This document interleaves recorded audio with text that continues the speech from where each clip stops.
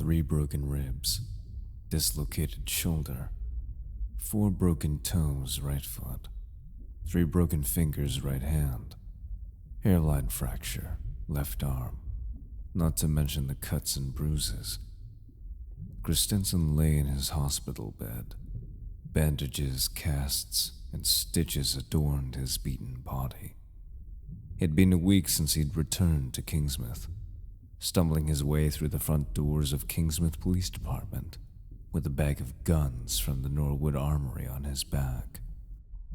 The bandages he had applied earlier were soaked through with blood, and his lifeless gaze met those in the receiving area. He could barely speak.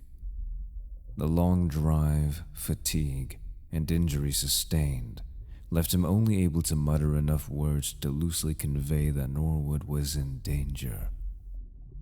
The next few days were a blur, his vision fading in and out as his bones were reset, his flesh sutured.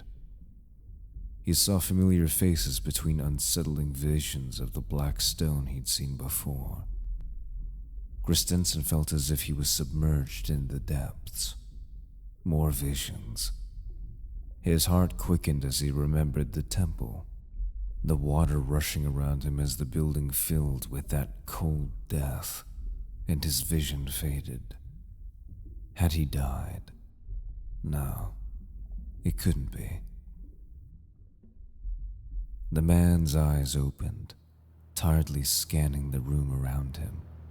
Sterile. Kingsmouth General Hospital. He'd been visited by Coleman and Bill.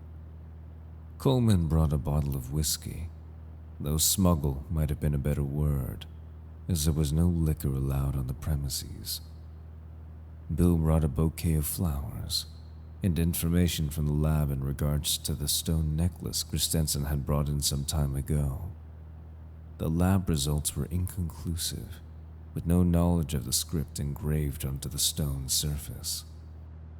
However, the artifact hunting community had grown interested in the item, as it was discovered to be a few thousand years old, at least. One of the oldest known items in Kingsmouth. Besides this, Bill informed Christensen that his suspicions were correct, and that the cord of the necklace was made of human hair. Already, analysts had begun combing through records to see who the hair belonged to. Though there hadn't been any results yet, there were so many different strands that it was only a matter of time until something came up.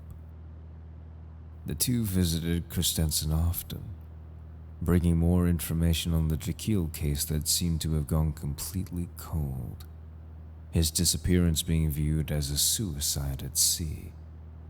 Though dismayed at the news, Christensen knew that he couldn't take any action, at least for the time being. Between visits from his companions, Christensen was met with detectives from both the Kingsmouth PD and, much to his surprise, the FBI. For anywhere between a few minutes to a few hours at a time, they questioned him, sometimes separately, sometimes together, either one always accompanied by a recording device and a notepad that they referenced and scribbled in at every word that left Christensen's mouth. After some further conversation with Bill, Christensen had come under investigation as well. Rumors around the township were that he had a part in the rise in missing persons cases, some going as far as to suggest that he'd been an accomplice in the murders. Ever since the Jekyll incident, it seemed that wherever Christensen went, death soon followed. From the docks at the harbor to the road leading north to the village of Norwood itself, it was the one constant that had been at all 3 locations. Christensen truly was a suspect under investigation by both the Kingsmouth Police Department as well as the FBI, the Federal Bureau of Investigations. Rumorings and whisperings aside, many still believed that it was dubious that Christensen was behind the disappearances, but The coincidence of being at all three of the recent major crime scenes was something that couldn't be ignored. Guess it can't be helped. Can't blame the department for doing what it has to do. At least they haven't cuffed me to the bed or anything. And it's nice that I've got contact with the outside world through Bill and Coleman. Those guys. I'll need to treat them out for some beer and wings once I'm cleared to leave. Shame I can't settle into the whiskey. It'd do some hell on my liver with the pain meds they're giving me. And the, flowers. Weird that Bill brought those, but I take it he doesn't really do much gift giving. Still, a nice thought. What's really helpful though is that information Bill brought to me. Seems that a team was sent to Norwood after I stumbled into the PD. Several missing persons from the township, including officers and the commissioner. Norwood HQ was clean when they arrived, but not entirely. The manpower and effort that it would have taken to clean up that mess in the holding cells. Just how many of those psychos are there? Good thing that they couldn't patch the bullet holes and replace the cracked glass in time, or they would have all really thought that I was crazy. The rest of the township are still there. Most, if not all of them, have credible alibis, at least publicly. What's strange is that they mentioned most of them were at the bar, watching the Kingsmouth Crawdads baseball game. But when I got there, it was empty. Something's up with those folks. I'll have Cole look into it for now. 6 more weeks of this. Gonna go stir crazy in here with so many leads on the case opened up.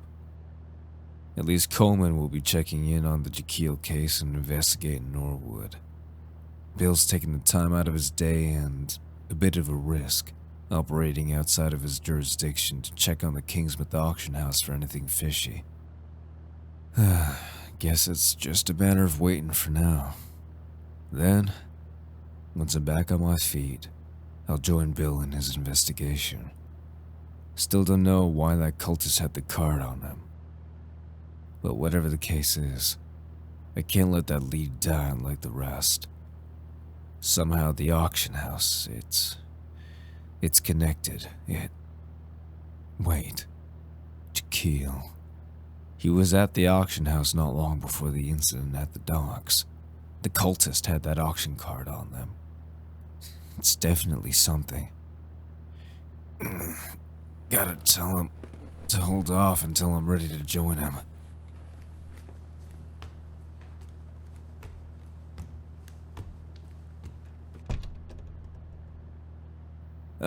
Glad to see you're moving again.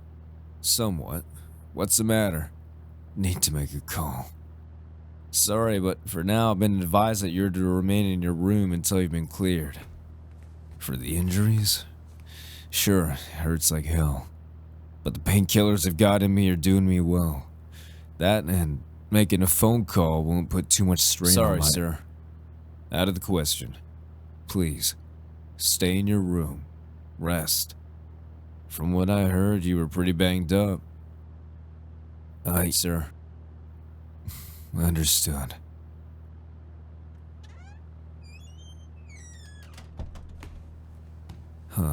Looks like no calls for me. Coleman, Bill, it's up to you two. But I'll join you both again soon. I promise.